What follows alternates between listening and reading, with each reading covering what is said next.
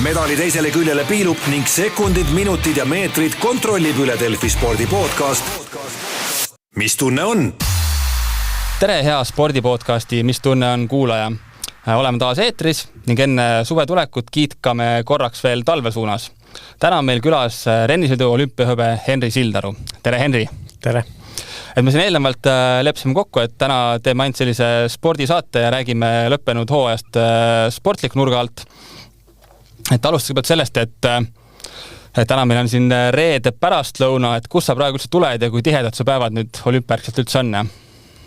Ütleks, et praegu päevad pigem on tihedad, et iga päev on kas mõni raadiosaade või podcast, et toimetamist jagub. No, hakkame siis sellest pihta, et mis tunne üldse on olla olümpiamedalist, et kas sinu elu pärast 20. veebruari muutus? Eks ta kindlasti muutus, et see on niisugune hea küsimus, et mis tunne on, et ma ütleks, et mingis mõttes tunne loomulikult on sama, et väga äge on võib-olla lihtsalt näha seda, kui palju see olümpiamedal inimestele korda on läinud ja kui paljud kaasa elavad. No hakkame sellest hooaja algusest siis pihta, et kui tavaliselt olete käinud Uus-Meremaal, siis eelmisel suvel, sügisel käisite seal Rootsis Kläppeni vahet õhkpadjalast palju. Et miks just olümpiahooajal te sellise nii-öelda siis muudatuse tegite ja hakkasite asju nii-öelda hooaja eel teistmoodi tegema? Ma ütleks, et Uus-Meremaal viimastel aastatel võib-olla pole just meil ilmaga kõige rohkem vedanud, et kui on ilm on halb, siis ju trenni hästi teha ei saa, et tunduski võib-olla mõistlikum olla maandumispadja peal ja seal trikke harjutada ja lihvida. No kuidas see Rootsi Kläppeni õhkpadja sulle siis tundub ja sobib, et kas see selles mõttes, kas sa nägid, et see andis selle nii-öelda vajaliku muutuse juurde? Ma ütleks, see õhkpadja trenn loomulikult aitab kaasa, et esiteks on seal lihtsam, parem, turvalisem uusi trikke õppida, kui kohe lumele proovida ja saadki ilusti oma trikke enne hooaega ja siis suvele harjutada ja lihvida. No räägi nüüd tavakuulajale, mis asi see õhkpadja üldse on, et siin palju on selle ala puhul räägitud õhkpadjast, aga mis asi see nagu on, oskad sa nii-öelda inimestele selgitada? Kläppenis siis Rootsis õhkpadji on kõigepealt on sissesõit kunstkattega plastmassi peal ja siis on ehitatud hüpe ja siis õhkpadji ongi ainult maandumise osa, ütleks, et nagu nimi ütleb siis, et õhku täis padji suuresti, et saab natuke seal seda nii-öelda padja siis tugevust ka reguleerida, et kui pehme ta on ja et just ongi siis hea hüpata ja uusi trikke õppida, et neid maandumispatju söömuts on ka erinevaid, et on olemas nii-öelda lihtsalt siis sirged, mis saab siis sileda maa peale panna ja saab isegi niisama silmasuuskadetega tornist alla hüpata ja peale maanduda. Siis on pargisõidu maandumispadja, mis siis ongi põhimõtteliselt pargisõidus siis hüppe maandumine võetud ja sarnase kujuga. Ja siis ka rennisõidu padjad, mis siis kui me Jaapanis käisime, et seal vist sellist väga mujal ei olegi, et on ka täitsa renni seinakujuga. Aga kas selles mõttes ongi seal ta siis nii palju turvalisem ja lihtsam õppida seal peal, et kui näiteks lume peal asju teha? Ma ütleks küll, et esiteks on see, et sa saad ka suvel siis, kui lund ei ole, hüppetreeninguid teha, aga kui sa ikkagi seal nii-öelda trikke ei õnnestu ja külge see alla tuled, siis padja peal sa mõttes midagi sa ei tunne, aga lume peal ma arvan oleks külg pärast päris valus. No natuke rääksime alustamisest hooaja ettevalmistust, et kui palju üldse sinu kätt seal nii-öelda asja juures on, et mida treenida, kus treenida, kui palju sina neid asju otsustada või nii-öelda sisendit annad? Ma ütleks, et me arutame nii-öelda treeningplaanid koos isa ja treeneriga läbi, et Eestis olles siis ettevalmistus on meil suuresti mingis mõttes kogu aeg sarnane, et 5 päeva nädalas 3 trenni päevas, kus siis üks on kodus seal tagahoovis selle ka siis suvekattega toru libistamine, et eks seal toru peal nii-öelda trikid, mis teeme, siis eks me need natuke mõtleme läbi, aga eks suuresti ütlekski, et nagu mäe peal tavaliselt, et mina sõidan, mõtlen, proovin teha nii raskeid asju, kui ma siis suudan. Ja siis tavaliselt ongi jõusaal ja siuke hüppavad arvriutused, tasakaal, koordinatsioon, et paneme koos plaani paika ja siis seda me teeme. No hakkame nüüd hooajaga vaikselt pihta, et mismoodi hooaeg kulges, et alustasid novembri lõpus, detsembri algus Hiinas, kus oli 2 Big Airi võistlust, esmalt oli 30. koht, siis tuli 14. koht. Neist viimane tähistab siis sinu Big Airi parimat tulemust nii-öelda maailma tasemel. Et kui sa toona selle võistluse tegid, et kas see oli selline võistlus, mis näiteks pakkus rahulolu, et see jah, Hiina siis see teine Big Airi võistlus, ma arvan, et saaks öelda, et saab rahule jääda, et me vist seal ka esimest korda siis lumele proovisime teha paremale poole 1980, et seda me olimegi kogu aeg suvel maandamispadja peal harjutanud ja siis see oli esimene koht, kus me selle proovisime lume peal ära teha. Aga selles mõttes, kui mingi uus asi nagu õnnestub, et see on näiteks asi, mille puhul sa juba näiteks jääd võistlusega rahule, et sõltumata näiteks kohast siis, jah? Eks loomulikult hea koht tõstab ka tuju meelt, aga eks seal lõpuks sõltubki see, et kui sa annad võib-olla endast maksimumi ja sul endal kõik hästi õnnestub, siis teised konkurendid ju annavad ka endast parima ja kui sa täna oledki siis oma endast parima antud kohaga näiteks 14-15, siis ma arvan, saab rahule jääda. No Hiinast edasi läksid Jaapanisse, läksidki sinna rennisõidu laagrisse just selle õhkpadja peal, et olümpia järel on sellest tegelikult ju palju räägitud, et seal sa õppiski neid trikke ja neid lihvisid trikke, mis hiljem sind olümpiamedal näitasid, et kui sa nüüd tagantjärgi selle laagrile uuesti peale vaatad, et kui oluliseks osaks sa seda laagrit nüüd siis hooaja kokkuvõttes pead, et kas seda nii-öelda juba natukene tähtsustati liiga üle või tegelikult oligi nii tähtis, nagu ta kuidagi välja on paistnud? Ja? Ma arvan, et see Jaapani laager andis päris palju juurde, et enne Jaapani laagrit ma just rennis siis paremas seinas olin juba 1620 teinud, aga mitte siis selle sabahaardega, et lihvimesime seda hästi palju ja siis ka vasakus seinas 1620 ja siis selges 1440, mis me siis olümpial finaali 3. laskumine tegime, et ma arvan jah, et see laager andis mõttes kõvasti kindlust ja mugavust juurde, et see õhutunnetusel ma arvan aitas juurde, et lõpuks olümpial ma tean ka, et mõni hüppe oli siuke, et läksid õhku ja lihtsalt selles mõttes nautisid juba õhus, et ei olnud seda, et peaks nüüd et siit tuleb nüüd kindlasti peale keerata ja et maandumine, et loomulikult seal just 4. hüppel selle maandumisega meil natuke probleeme oli, aga õhus oli selles mõttes kõik mugav ja et jah, ma arvan, see aitas kõvasti. Et jaapansed on pannud kokku sukse päris ägeda keskuse seal, jah? Jah, et neil seal kõrvuti tegelikult ongi mitu seda päägi keskust siis, et ühes oli ainult see renni oma hetkel, aga kui me seal olime, siis paistis, et nad seal kõik ka laienevad, et ja siis kõrval oli ka siis Big Airi või siis parisõidu päägid. No isest on ju varasemalt on kuulda, et võib-olla kõik riigid ei lubagi enda päägide peale ja harjutama, et oma sportlastele, oma koondistele, kuidas jaapanlastega kokkuleppele saamine oli, kas nendega oli see, et jaapanlased ikka on hästi viisakad, et tulge. Eks see Jaapani oma võib-olla ei olnud siis nende võib-olla siis alaliidu poolt tehtud, et see oli eraettevõte, kes siis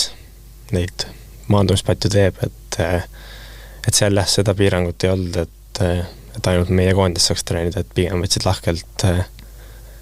kõik vastu, et jah. Nende jaoks ikka käsi nii-öelda siis teenimisvõimalus, nagu et külastaja tuleb, siis tema ikkagi maksab ja nemad siis. Eks seal rahvast, kes palju, et kui megi seal olime, siis oli vist, kus oli 2,5 tundi sessioon, see oli äkki pool tundi või tundi aega pausi ja siis uuesti vist 2,5 tundi, et siis seal olid näiteks emad oma lastega niimoodi, et oligi, tehti see esimene sessioon ära, siis emad kohe hakkasid seal süüa küpsetama lastele ja siis uuesti teine sessioon, et siuke huvitav vaatepilt. Ühesõnaga väga selline suurte mahtude asjadega tehti ikka trenni, kes olid kohal tulnud sinna? Jah, et mõned olid seal kohalikud, et nad ka ikka korralikult treenivad, et äge vaadata. No seoses selle Jaapani laagriga sul tegelikult ju jäi ka neid trennisõidu MK-etappe vahel, et sa oled muidu olnud selline sportlane, kes pigem tahab võistelda, et kui kerge südamega sa siukseid otsuseid nagu teed, et võistlemise asemel lähed hoopis laagrisse? Ma ütleks, et loomulikult jah, mulle meeldib ka võistelda, aga samas ma ütleks, me ka naudime seda protsessi nii-öelda, et ka mäe peal iga hüpe, mis sa teed ju tegelikult sa arened ja hea on ka näha tegelikult seda arengut, kus teedki mõne hüppe ära ja vaatad, et ei tea, kas sa üldse nii varem teinud oled, et pigem meeldib see protsess ka kogu aeg, et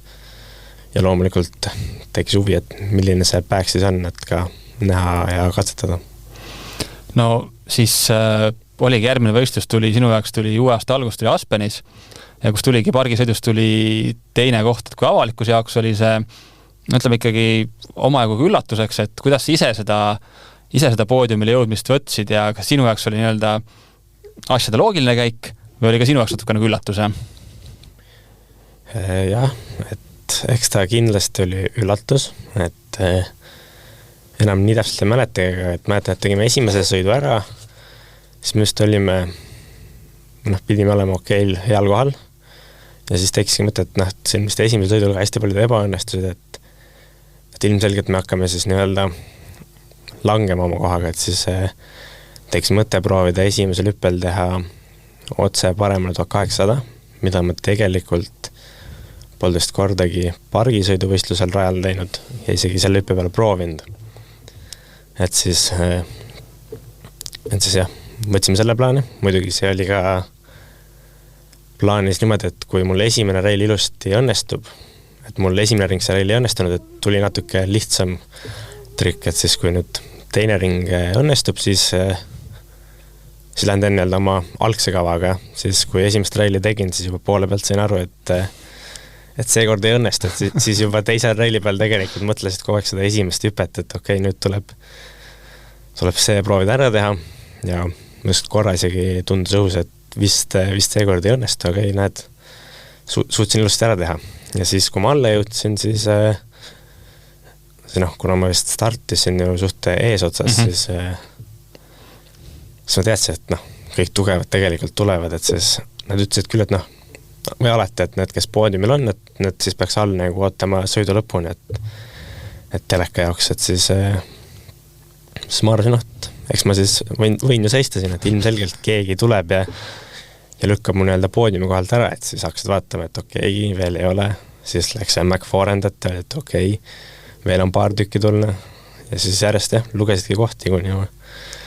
kuni lõpuks oli, et okei, poodium on kindel ja siis oligi küsimus, et kas lihtsalt teine või kolmas.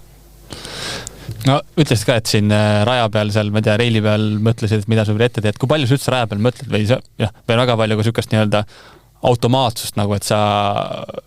lähed teed kuidagi nii-öelda lihasmälu järgi seda asja? Ma ütleks, et kava meil treeningutel ju läbi harjutatud, et pigem tuleb üsna võib-olla lihasmälust, et sa tead, mis sa tegema pead ja võib-olla rajal ka rohkem võtad üks obstaakel korraga, et see Aspenis oli kus ma lihtsalt lootsin, et mul tuleb see esimene välja, et siis on natuke lihtsam võib-olla raja peal, et ei pea midagi uut proovima, et muidugi loomulikult endal oli ka see, et mõnes mõttes ju tahaks kohe proovida, et varem pole teinud ja uus asi, aga et kui esimene reil ei õnnestunud, siis teadsid, et nüüd tuleb proovida, aga et ma ütleks, et enamasti ikkagi keskendu ühele obstaklile korraga väga mõtlema ei pead, selles mõttes sa tead juba enam-vähem, mis sa tegema pead, et ka tiinsisest seast, kas kvalifikatsioonis mul kas esimene või teine laskumine. Ma esimese toru eksisin natuke, et ma tulin selges maha ja ma ka vajusin natuke varem maha, aga mulle tundus, et see on niisugune piiri peal, et kohtunikud võivad lugeda selle, eks nad saavad aru, et sa tegelikult eksisid, aga võib-olla nad annavad ei võta liiga palju punkte maha. Et siis oli selge ees ja ma polnud teist toru kordagi selge ees last, et siis seal ma hakkasin kohe mõtlema, et okei, mis ma nüüd siis nagu, kuidas ma ära päästan, et mis oleks kõige parem ja võib-olla raskem trikk, mis ma kohe teha suudaks, aga enamasti niimoodi mõtlema ei pea, et ikkagi teed kindla peale. No see on ikka tegelikult väga sükke nii-öelda ju, ma ei tea, sekundi murdosad jooksul tuleb otsustada sükst asja, jah? Jah, et mul endal oli ka esimene mõte oli see, et okei, ma andasin selge, et valet pidi, vajusin toru pealt natuke varem maha, et noh, ma lõpuni last, et nii-öelda head punktiskoori ma ei tohiks selle reili eest saada. Et siis oli ka, et kas ma keeran ümber või keera ümber. Et see mõttes jah, tuleb suhte kiiresti otsustada. No kui palju üldse see Aspeni teine koht sinu jaoks olümpiate valmistust muutis? Et kas ta muutis sinu jaoks midagi kuidagi sinu enda jaoks, ma ei tea, tõstis pingeid, ootusi, kas mida hakkas sinu jaoks nagu teistmoodi kuidagi toimuma? Ma ütleks, et ootused on loomulikult tõstis, et peale seda tundus reaalne, et võiks ju ülejäänud MK-etappidel ka siis poodiumi kohti proovida püüda, aga ma ütleks, et ettevalmistus pigem jäi samaks, et raske öelda, kas midagi muutus, et me teadsime, mis meil olümpiaks vaja ära teha oleks ja seda me siis proovisime ka ära teha. No vahetult enne olümpiat oli veel Laaksi MK-etapp, kus sa siis pargisõidus kvalifikatsioonis tegelikult trikkidel näitasid väga head taset olid seal igal seal esimene, teine, kolmas seal trikkidel, aga samas mõlemad laskumised kokku ebaõnnestusid, et kui lihtne sportlasena on sellega nagu leppida, et sa tegelikult teed kõrgel tasemel asju, aga siis tuleb üks selline väike eksimus sisse, mis tegelikult pargisõidus ongi ühest eksimust piisab ja toimust on ju kõike. Eks ta selles mõttes jah, keeruline ole, et jällegi see oli ju vist kas järgmine nädal kohe peale seda Aspeni MK-etappi, et siis ju et ka loomulikult ootused peale, et võiks ju poodiumil olla, sest et äkki isegi see, kes Aspenis võitis, ei osalenud sellel võistlusel, siis loomulikult lõid ka mõtted, et kui sõidaks siin hästi, siis oleks ju korraks äkki õnnestuks korraks olla see MK-etapi pargisõidu liider, et eks me panime endale ka ootused peale, aga jah, ma oleks meie spordialal isegi mitte ainult pargisõidus, piisab ühest väiksest veast, et mitte finaali jõuda või üldse head tulemust kirja saada. No olümpial tulid tegelikult ju ka pargisõidus ilma sooviga olla medalimängus, kvalifikatsioonis mõlemad laskumised sul ebaõnnestusid ja ilmselgelt see koha peal oli näha, et sa olid väga, väga pettunud, et kui kaua sellest pettumusest üle saamine sul aega võttis ja tegid see midagi kuidagi teistmoodi ka, et sellest pettumust üle saada?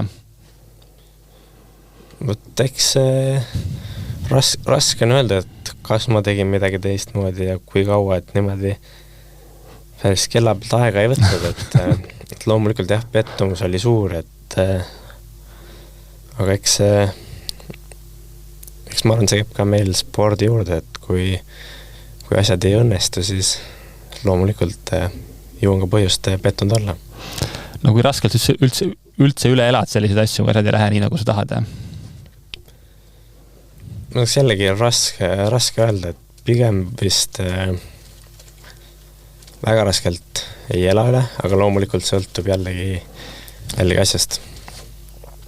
Kas pargisõidu järel olümpial tegite mingit sükest analüüsi ka, et läbi mõelda, mis läks valesti, et võib-olla teinekord enam mitte korrata neid asju? Ma ütleks, et raske on öelda, et mis läks valesti, et eks võib-olla siis kava kokku pannes sa saad valida, et kas sa teed võib-olla selles lihtsama kava, mis sul siis kindlamalt välja tuleb, aga loomulikult siis ju sa mingis mõttes võib-olla annad kohe ka punkte ära sellega, et sa võid panna kokku ka raskema kava, mis siis võib-olla nii hästi alati välja ei tule, aga on kindlam võib-olla siis kõrgemaid kohti püüda, et ma suuresti eksimusliselt oli sellest, et see kava veel välja ei tulnud, et siis tuleb lihtsalt rohkem trenni teha, et järgmine kord tuleks sama raske või siis lausa raskem kava välja. Et võib öelda, et läksid nad mängima natuke suuremat mängu, kui tol päeval võib-olla võimalik oli siis? Ma ütleks väga raske öelda, et selles mõttes, et treeningpäevadel nii palju, kui me seda kava tegime, siis ma ütleks, et see tuli üsna hästi välja, et vahetavaheliselt võib-olla on natuke ebaõnne. No pargisõidule järgnes Big-Air, kus kokkuvõttes ka tegelikult asjad ju soovitult välja ei tulnud, see finaali ei jõudnud, Rennisuse kvalifikatsiooni esimene laskumine lõppes kukkumisega. Mis mõtetega sa nüüd siis selle kvalifikatsiooni teisel laskumisel, sõidad ju seal Mäkke, sul on ju aega mõelda, mille peale sa mõtled selles olukorras? Ma ütleks, et sellel, kui ma üles võib-olla sõitsin, ma olin isegi üsna rahulik, et teadsin lihtsalt, et probleem on maandumises, et vahetevahel ei maandu võib-olla kõige paremini. Et siis rohkem oligi lihtsalt, et lähen teen ühe ringi veel, et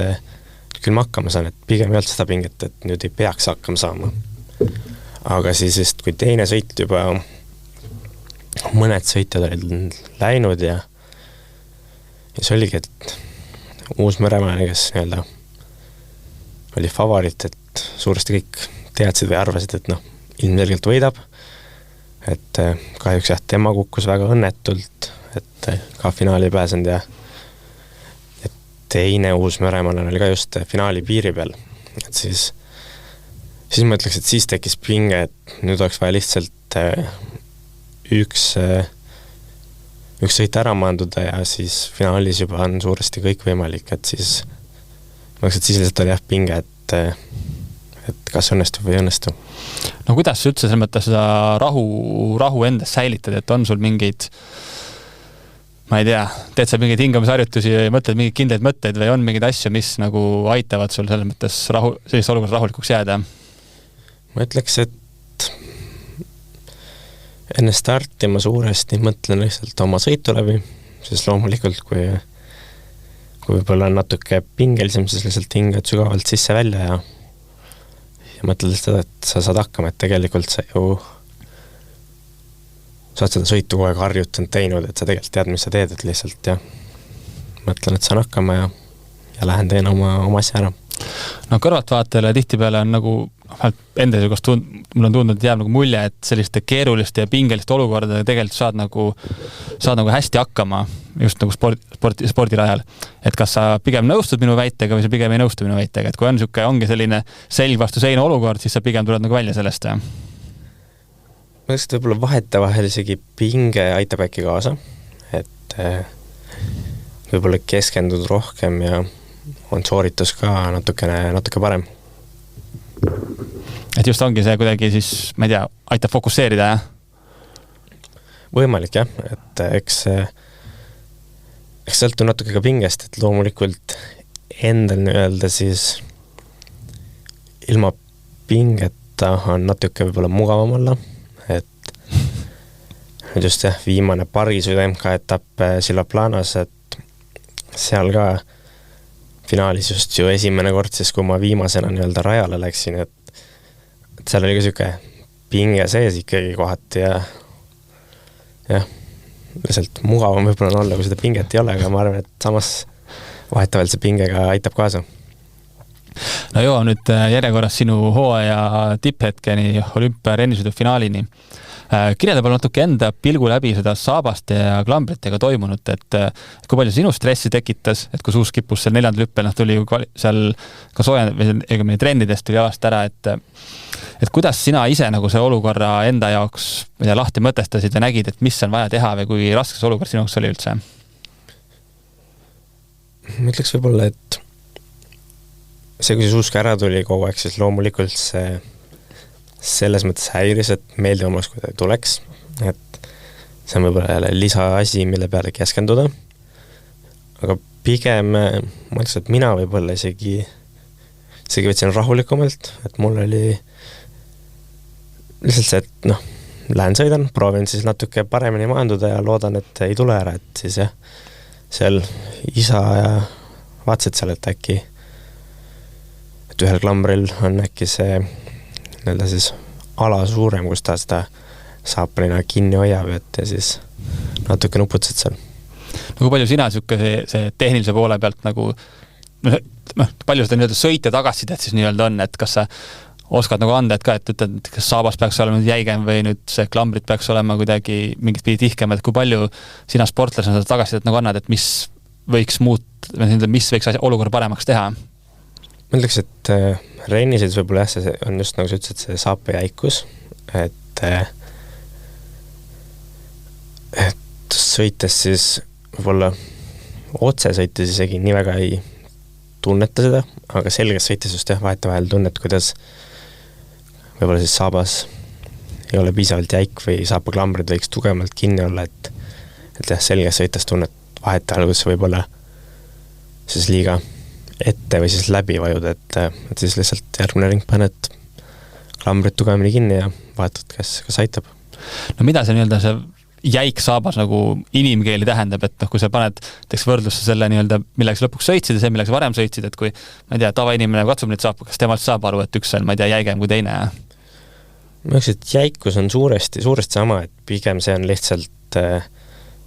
sõites see tunnetus, et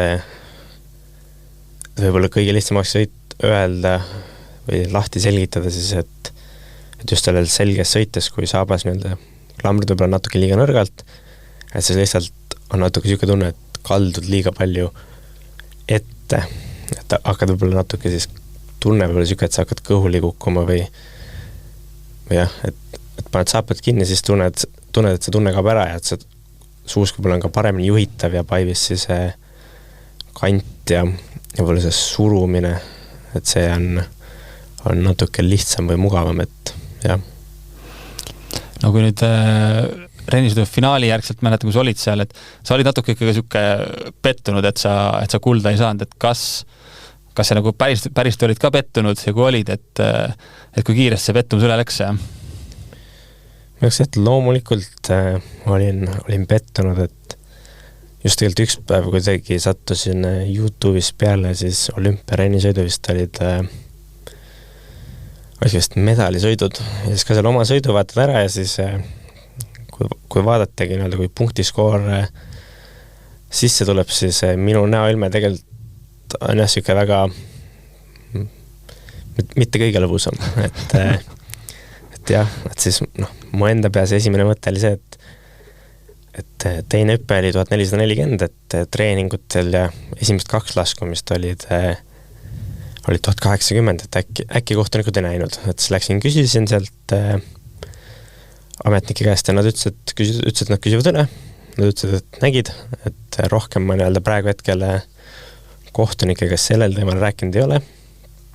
aga eks minu jaoks jah, tundus natuke võib-olla see hindamine kummaline, aga võib-olla kohtunikud jah, nägid midagi siis, mida mina ei näinud. Palju sa praegu oled, kas oled veel natuke pettud või ikkagi olümpiamedalist ja nüüd sa vaatad mingi uute eesmärkide poole? Ma ütleks, et loomu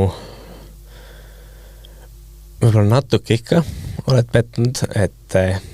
oleks saanud ju natuke teisiti võib-olla tulemus minna, aga jällegi ma ütleks, et võib-olla ka pettumus on rohkem üle läinud ja tunned ka rohkem võib-olla sellest medalist rõõmu, et koha peal oli jah rohkem pigem see, et miks nii ja minu meelest ei peaks nii, et aga loomulikult kohtunikud ju hindavad ja võib-olla näevad asja teisiti kui mina, et eks iga sportlane ju vaatab, et minu sõit võiks olla parem kui teise sõit, et tagantjärgi vaadates võib-olla oleks võinud ka vähem koha peal pettunud olla ja rohkem rõõmu võib-olla medalist tunda, aga ma ütleks tänaseks pettumus on jah suuresti üle läinud. Et natuke tagantjärgi mõtted oleks võinud olla, siis ma ei tea, rohkem rusikas püsti ja rohkem määratada nagu jah? Võib-olla jah. No samas, kui selleni nagu tulla, siis just rennisõidus eriti on see ikka, kui seal nüüd USA vennad sealt sõidu lõpetavad, kes vehib seal kepiga ja kes seal, ma ei tea, vehib rusikatega ja et palju see tehakse lihtsalt selleks ka nii-öelda kohtuniku mõjutamist võib-olla, et mul tuli super hästi välja.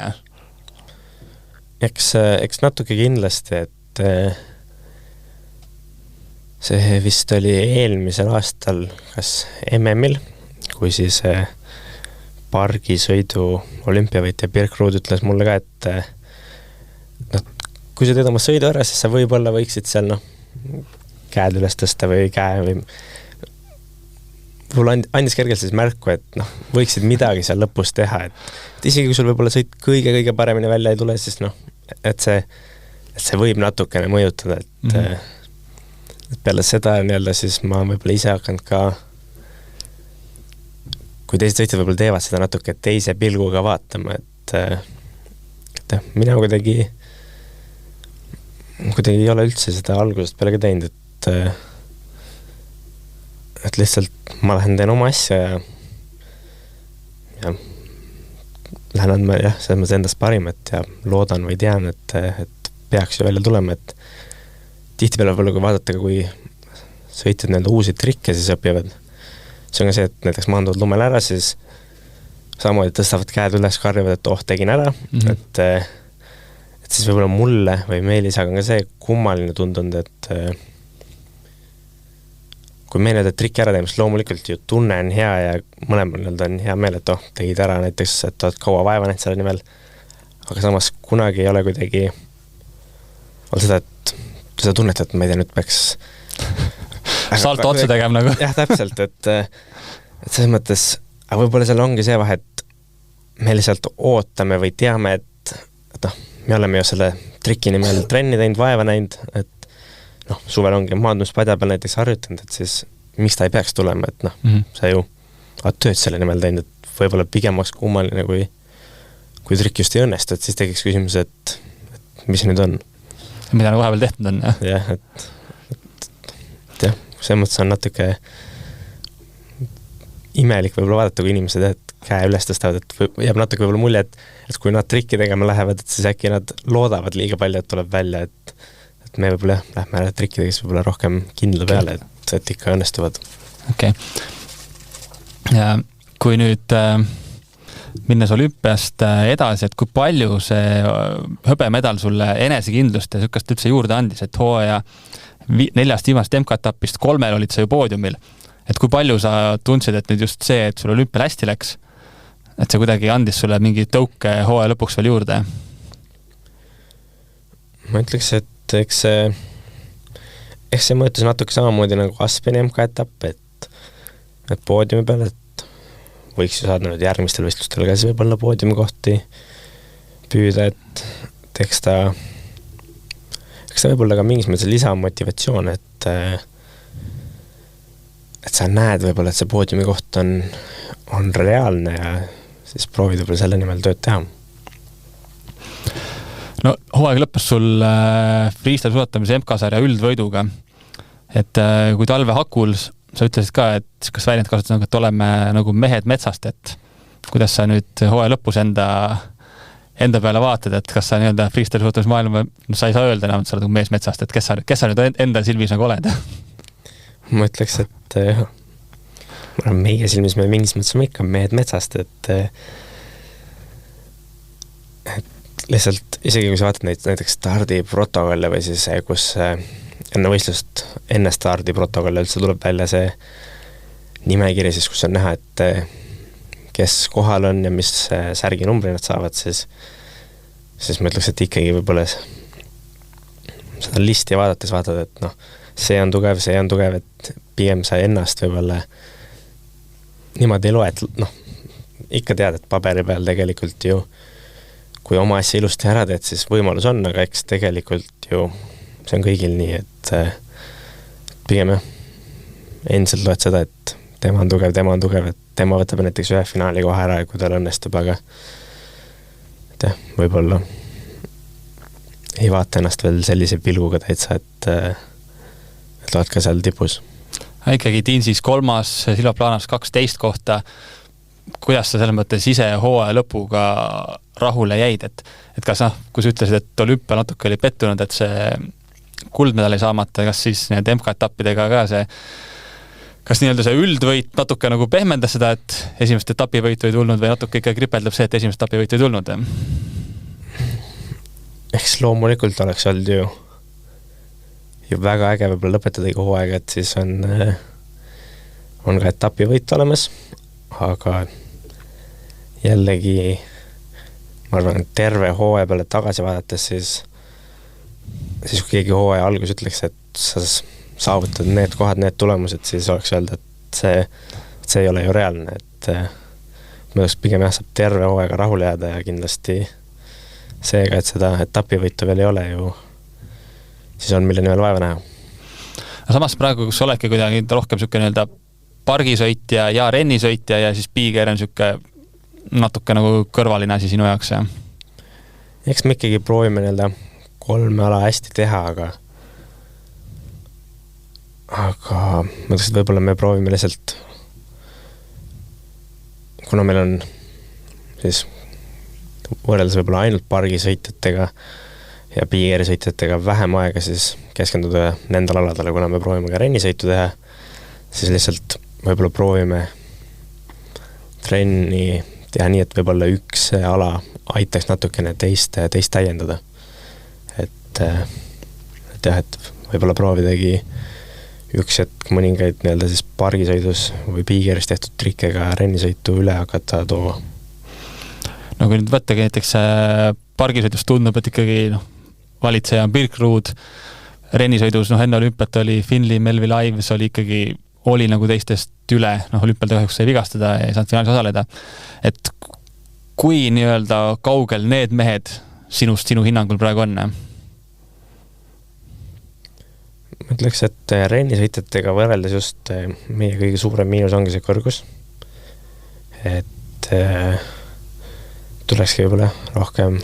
rennisõite ja selle kõrgusega tööd teha, et seda parandada. Aga jällegi paberi peal mingis mõttes ütleks, et trikid on meil suuresti täitsa konkurentsi võimelised. Aga pargisõidus ruudiga? Eks peaks jälle samamoodi ütlema, et meil võib-olla seal on puudu natukene see hetkel siis hüpetel see teine suund, et meil on kõik siis hüpete peal nii-öelda tagurpidisaltod, lihtsamalt võib-olla seletades, et seda üldmulje punkte rohkem saada, siis tahetakse näha, et oleks ka siis nii-öelda ettepoole suund, et kui praegu minu kõik hüpped on nii-öelda, et keeran... Et lähed nii-öelda hüppes kuidagi jalad ees on ja selgelt? Jalad ees ja siis keerad, siis et peaks olema ka teistpidi, et ega tegelikult peale viimast pargisõidu MK ka Birkrud ütles, et sul on see puudu, et proovi see ka ära õppida, et eks me ka olümpial tegelikult ju koos vahepeal vahetasime mõtteid, et millist reili võtta või kui palju mingi reil punkte võiks anda, et eks ta ka tahab ju tõesti ka näkki öelnud seda, et tahaks ju minu vastu ka proovida võistelda siis, kui nii-öelda kõik välja tuleb, et eks kindlasti mina tema vastu ka. Kas see nii-öelda siis pea eest saltosse minek on taas kuidagi keerulisem ka? Ma ütleks, et ühekordseid ma olen teinud, et kohtunikele tegelikult ka sobib ka siis nii-öelda reili pealt see, kui sa selle maha teed, aga selleks peab vastav reil olema, jah? Et iga reili pealt seda teha ei õnnestu. Aga ühekordsed oleme ära teinud vaikselt ka reili pealt nii-öelda mõne lihtsama variandi juba teinud ja proovinud, aga võib-olla miks ma tean, et isa võib-olla ei taha, et ma neid teeks ja tegelikult ma ise ka võib-olla kõige rohkem neid teha ei taha, on see, et kui siis nii-öelda lihtsalt jälle võttes tagurpidisaltost välja tulles sul jalad tulevad sujuvalt nagu maandumisse, siis sellel on just see, et sa võib-olla jalad mitte ei tule siis nii-öelda sujuvalt alla, vaid tulevad just teiselt poolt ja sa kohati nii-öelda võib-olla lööd või nii-öelda põrutad rohkem siis jalgu maandumisele, et ei tundu võib-olla nii tervislik ja mõistlik. Jah, teistpidi sa tuledki kuidagi nii-öelda sujuvalt nagu vastu mäe külge, teistpidi sa tuled siis nii-öelda just kui hüppaksid lihtsalt vastu seina. Okei. Räägiks natukene tulevast hooajast ka, et järgmisel talvel on siis niisugune asi nagu X-mängude liiga, kus on siis 3 osavõistlust. Siin enne talve, siis sügise poole toimub ka sportlaste draft, kus 4 tiimi valivad endale sõitjaid. Et räägi palun, palju sina kogu sellest projektist üldse tead? Jah, väga palju veel kursis ei ole, et see suvi vist oli siis suvealadel, neil juba draft ära ja hakkavad vaikselt vist sellega pihta. Aga peaks võistlustel peaks olema vist siis pargisõit, piiger, rennisõit ja siis ka nuki pealt trikk, et see, mis tegelikult ju kogu aeg X-Gamesil kavas on olnud. Aga jah, veel väga palju infot selle kohta ei ole. No suvel ma vaatasin ka, et võistkonnad olid siis New York, LA, Sao Paulo ja Tokyo. Kas on talve puhul ka teada, et mis need nii-öelda võistkonnad on? Veel ei tea, aga ma kujutan ette, et midagi sarnast. Aga pead sa ennast kuidagi seal kuskil üles kandma nimekirja või nii-öelda sa oled sellisel tasemel sportlane, et sind tullakse ja valitakse lihtsalt? Või sa pead ikkagi oma nõusoleku andma, et sa oled nõus kaasa lööma seal? Ma arvan, et eks sa kindlasti pead oma nõusoleku andma, et jah, võib-olla esialgu nad võib-olla isegi valivad mingid sportlased välja, nagu muidu võiks X-Gamesilgi, et keda nad võib-olla ise siis tahavad kutsuda. Ja siis võib-olla saad ka ise kirjutada, et ma tahaks ka tulla ja osaleda, et eks seda ole näha.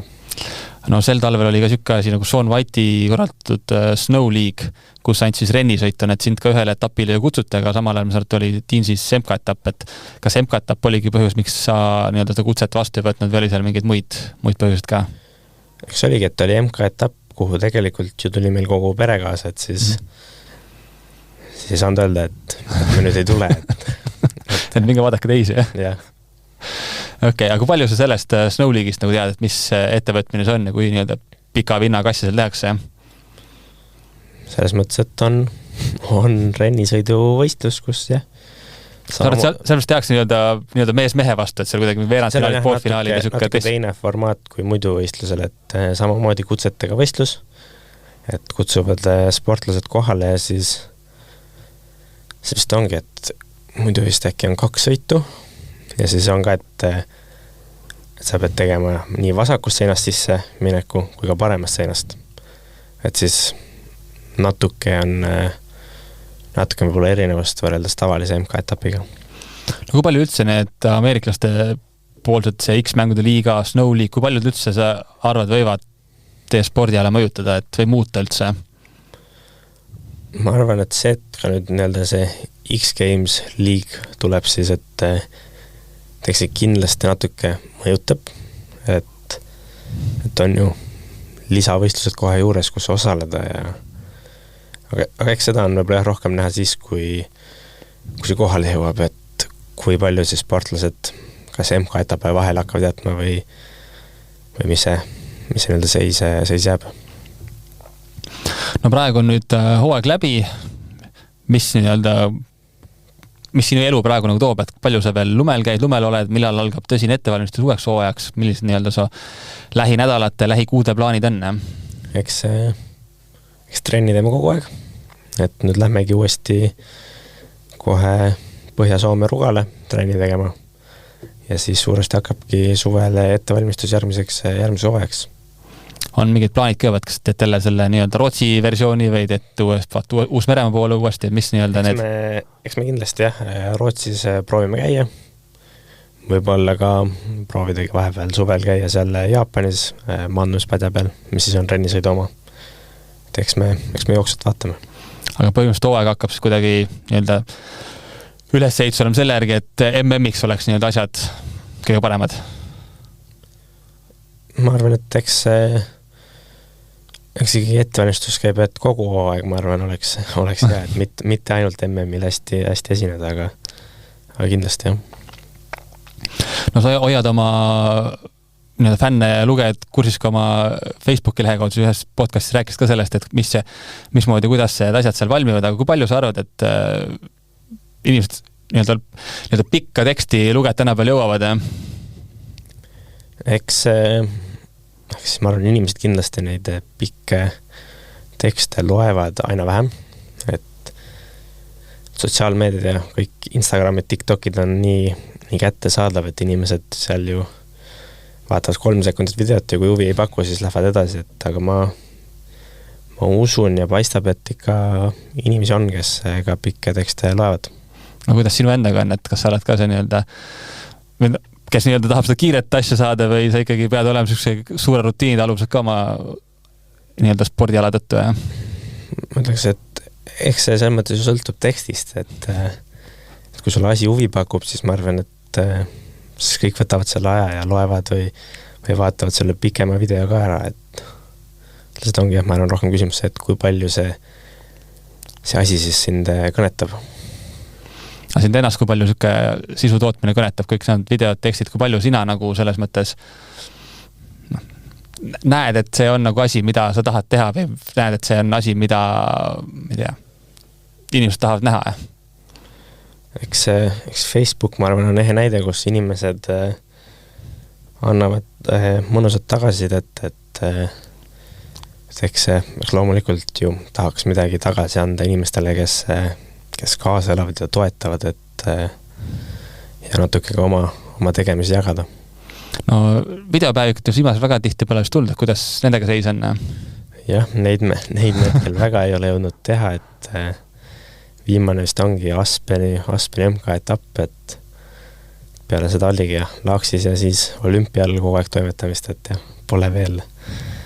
jõudnud valmis teha. No kui mugavalt sellest kaamerast tunned üldse muidu, jah?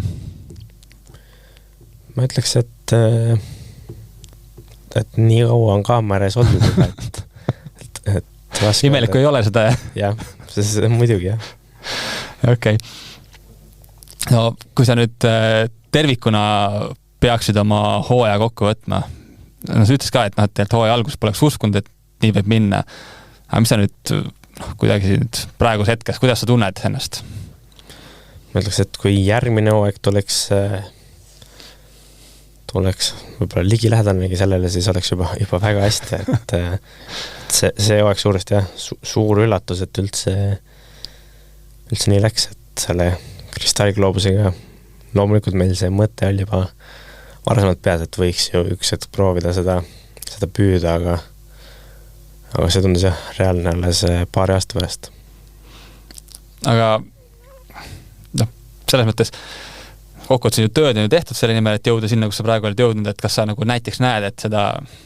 tööd annab teha veel efektiivsemalt ja veel paremini? Et kui sa ütlesid, et oleks näiteks järgmine aasta sama saavutus oleks juba päris hästi, et aga samas sa näed sükast enda puhul sükast varu ka nagu sportlikus mõttes, jah? Ma ütles, et meie ala pidevalt areneb, et kõik proovivad juurde panna ja uusi trikke õppida, et see mõttes on raske öelda, et mida peaks rohkem tegema või paremini, et eks me proovime endast parim anda ja teha asja nii hästi kui võimalik. Kas sa näed ka, et on seal, ma ei tea, sinust 2-3 aastat nooremaid vihasid mehi peale tulemas, jah? Ei, noori tuleb jah, et eks seda on ka järgmistel hooaegadel näha, et kes kui palju tuleb. Aga enamasti on ikka, kus on ameeriklased, norralased ikka sellised teatud riigid või on kuskilt selliseid ala nagu eestlane selle ala tipus on kuskil, ma ei tea, bulgaarlane tulemas või midagi sükest ka? Pigem vist jah, on sellised sveitslased Norrast, USA-st, et jah, kuskilt selliselt niimoodi üksikud sportlast vähemalt veel ei ole näinud, et aga kunagi ei tea. Henri, aga